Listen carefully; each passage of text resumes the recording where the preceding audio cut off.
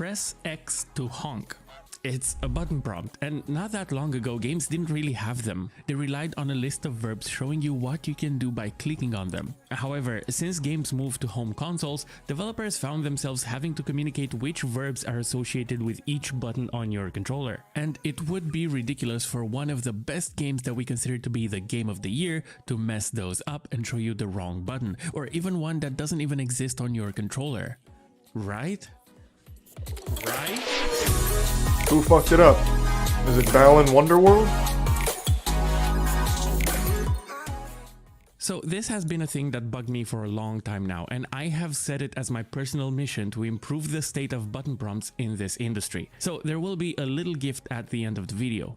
Now, even though consoles entered the household in the early 70s-ish, it took a long time until standards were put in place. Most developers were kind of winging it, even in the late 90s, experimenting with nightmare fuel radial menus or aiming with the page up and page down buttons in some shooters. Classic. The golden age, baby. Since console nothing made development took sense. priority over computers due to perceived bigger market shares, PC Master Race players usually ended up with console ports of their favorite games. And if you were a PC gamer in the 2000s like I was, you should remember the waves of shit ports we were constantly fed as the only alternative. Since they were developed with a controller in mind, the adaptation to keyboard and mouse was not a main concern for the developers. Damn, Linus is So looking PC good. games that allowed you to actually click on a menu button with your mouse was a rare sight. That's how we're still ending up with games like Magic the Gathering on the iPad asking me to click to continue with my finger, and Dark Souls asking me to press the A button to pillage a corpse on a keyboard. In Sonic Generations, not only does the game ask you to press a button that does not exist on your keyboard, but the developers lock themselves into that decision by having the button prompt baked into the voice line. Press the X button here to use the spin to break through the rocks and continue on. Those idiots. I cannot recommend any developer do this, as it creates a ton of problems in the future when it comes to accounting for multiple input methods. And the solution to this is fairly simple. You have to make your game actively check for what type of input is being used and swap button prompts accordingly. I know this because I've done it myself. In my game Move or Die, we accounted for every major control. Wait, wait. Wait, this guy did Move or Die? Wait, what? No fucking way. That's so crazy. I'm an announcer pack in Move or Die. That's so cute. Wow, it all comes full circle. Yeah, that was back in like 2016. Created the textures and sorted them in such a way that they are easily Actually, it's probably swappable earlier if than that. It was players like change their 2015, input I methods think. on the fly. We also hide the mouse cursor if we detect the controller input and show it again if the mouse moves more than a handful of pixels. I think this is one of the best ways to account for this problem, and we later on added more prompts to account for newly released controllers and even implemented the ability to rebind buttons on controllers, which nowadays is supported at the platform level, be it Steam or Xbox, which is lovely. Sometimes games have a little bit more fun with button prompts, and as a result they keep popping up in various videos and articles due to their humor, like the recontextualized stealth tutorial in Shadow of Mordor or in Portal 2 where you have to press space to say apple. I made a whole video about invisible tutorials and how they relate to button prompts like these. Link should be on the screen right now. It's something I never really pay attention to. Sometimes the problem goes much deeper than simply showing the wrong button prompt, and for that I'd like to take a look at the button prompts in Sea of Thieves. Never played it. Seems like a fun game. Are the button prompts dog shit?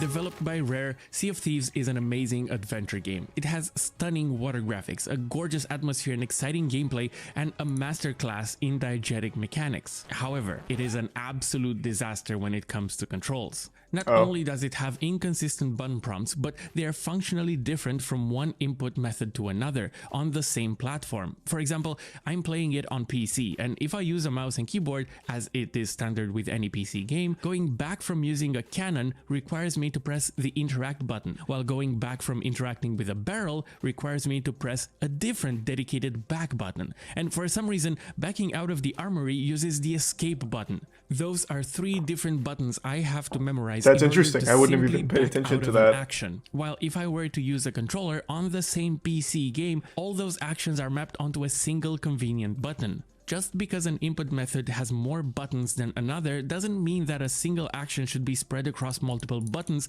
without any benefit to the player. Just change it. Yeah, I guess you could just change it, right? You could just map it. Instead, keyboard button mapping should make sense. I think it's more of a problem of agreed-upon them conventions. shipping it like For that, example, right? escape should be the equivalent of that B button on a controller, or even X would do. Any one button really, because the last thing I need during a heated ship battle is to remember which button allows me to let go of my cannon. If conventions are not followed, you'll end up with a mess of buttons like in Marvel Ultimate Alliance, where they ask you to press escape to accept. I think developers should minimize the difference in advantages between input methods as much as the game design allows, especially in a competitive online multiplayer game. The troubling thing is, this is one of the smaller problems Sea of Thieves has when it comes to button inconsistencies. And if you'll allow me, and bear with me, I'm about to go on a little tangent about some of the problems and inconsistencies I've noticed in this game. Hey, let it ride. I haven't played the game. I don't care. Secondary. You can shit on it. Woo! Coming in hot. In Sea of Thieves, players have a regular interaction. Goddamn, my man, you've been asking for about 3.5 hours now if I hate JoJo's Bizarre Adventure. Are you like part of their PR team? Why do you care so much, man? No, I don't hate JoJo's Bizarre Adventure, but I didn't really like parts 3 and 4 that much. Goddamn. What is going on? Why is that so important? I like parts 1 and 2 more than 3 and 4. I know it's like not the most normal take, but Jesus. Button, let's call it I, and a secondary interact button, and we'll call this one S. If you want to use your lantern to light up a small fire for some fish cooking, you use the interact button. But if you want to light up a flame in a vault using the same lantern, you use the secondary interact.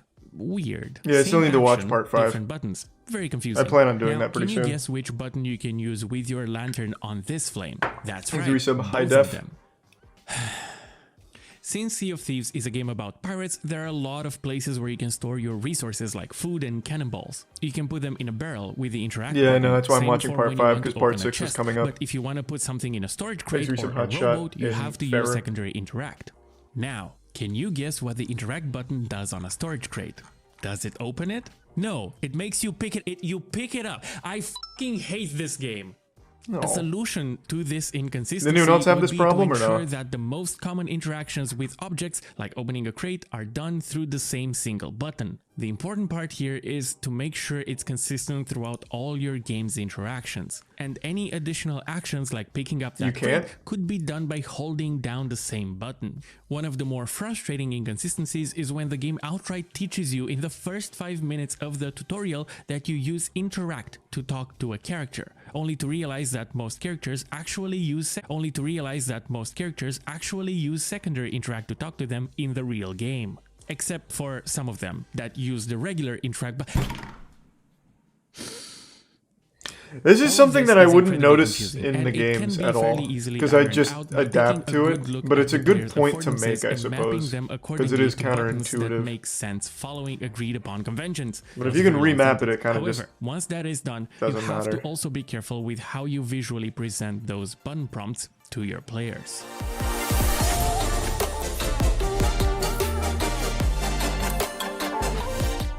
Now, it's important to have your button prompts be as clear as possible. Some developers try to create them in the same art style as the rest of their game, but sometimes it's to the detriment of the player's understanding. For example, when I first saw this prompt, I thought I had to press the right mouse button, because that's the one that stands out to me. I think it's probably not a good idea to use darker colors to highlight the button you want your players to press. Instead, I think this communicates the correct button in a clearer way. And then there is the consideration of showing a single button or all the buttons with the intended one highlighted. With this method, players don't have to memorize the symbols on each button you want them to press, since they only need to know where the highlighted button is in relationship to the other buttons on the controller. However, you might encounter some problems accounting for the controller orientation on platforms like the Switch. Oh, and if your game has too many things your players can do, instead of creating additional buttons to account for them, you could fix some of those problems with contextual buttons.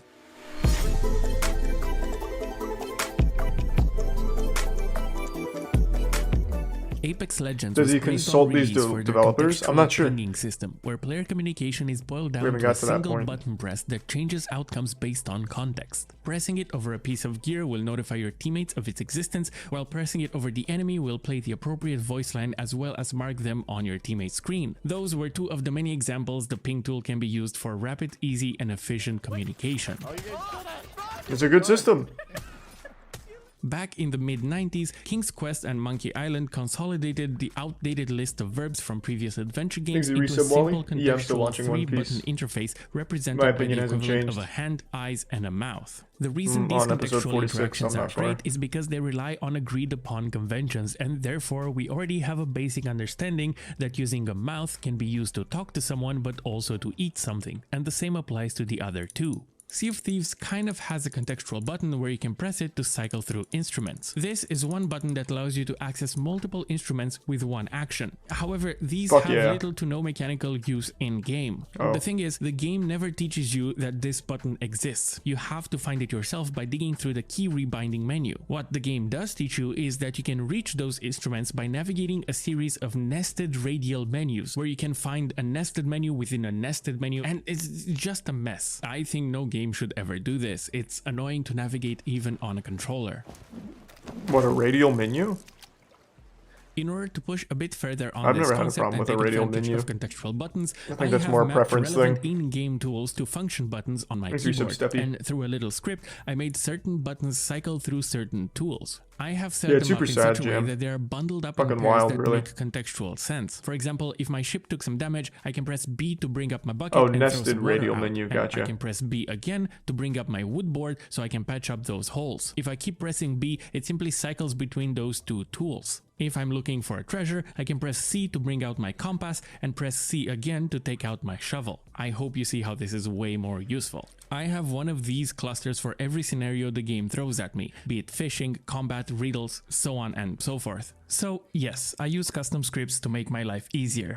Now, is this cheating? Is it I'm bannable? sure you're gonna let me know in the comments below, and we can figure this out together when I'll inevitably make a video about anti-cheat. Until then, the conclusion is that this little modification to how buttons work in Sea of Thieves made my gameplay experience significantly better, and it was done with the type of button that is already supported natively in the game. However, the game does not allow you to natively create such clusters dropping of One tools Piece. other than the already provided One Piece is doing instruments what I mode, needed to and do, I which is really put me to wish sleep. it did. But enough about Sea of Thieves. We're And approaching when I the do end of the finish an video, episode, and it's I like, oh, promised okay, a that was little alright. gift, didn't I?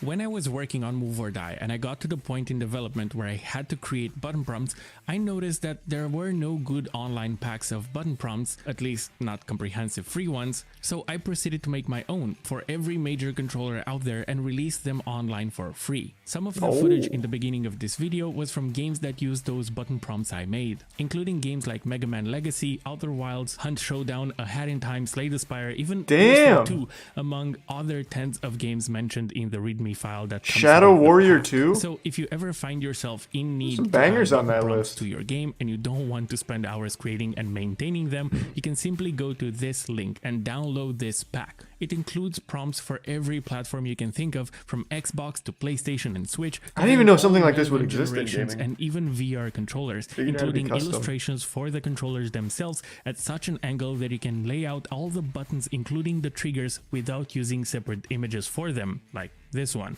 I hate it when games do that. The keyboard prompts come in both light and dark variants, with a few. This is more like an options ad if to you'd like use other your own font developers. to make new ones. There are also vector sources including for all the prompts, and the entire pack is in the public domain under Creative Commons 0, which means that you can use them in both personal and commercial projects completely free, even without crediting me. I also tried to design these prompts in a visually neutral language that should fit most art styles, and I'm hoping that this way I can save you and other developers some headache. What a and nice time, guy. allowing you Goddamn. guys to focus on the more important parts of game development. Here is the link again, so you don't have to rewind the video. Completely free, with more details in the text file included. My little gift for you. So this was me rambling about button prompts for way too long, and if you end up using these prompts, make sure to put them to good use, because I'm hoping that if you do so, you'll be inspired to add some value of your own out there that other developers get to use sometime in the future. And if enough of us do that, we'll make this industry a little less shit. So yeah, good let's luck. do that. Let's start at Activision, maybe. I think if we could somehow salvage that, there'd be a chance. But I don't think button prompts are going to solve the root of those kind of problems. Not yet. But we'll get there. God damn it, we'll fucking get there. That was interesting. That's something I'd never really pay attention to.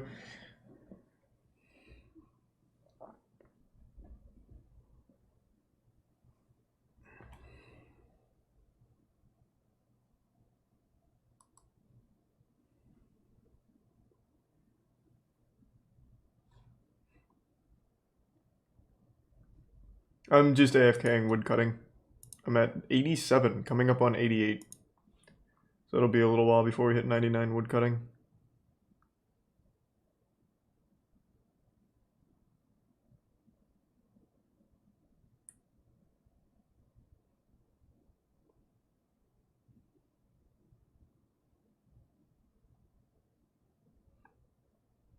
Yeah, I'm going to switch to redwoods at 90, obviously.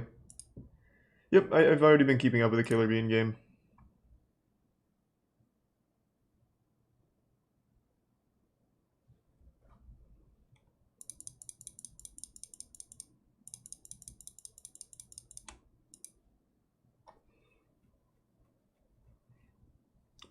Sun Portal of the Parasite? Didn't we see that one?